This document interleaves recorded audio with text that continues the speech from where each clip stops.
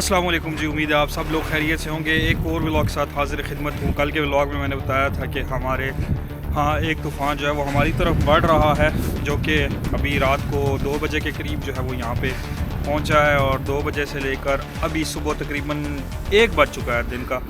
यहाँ पर 11 घंटे से मुसलसल बर्फ़बारी जारी है और अभी तक 11 इंच की है जो बर्फ़ वो पड़ चुकी है। हालात जो है वो काफ़ी ख़राब है, मौसम जो है वो काफ़ी शदीद है, टेम्परेचर अभी भी -16 के आसपास है।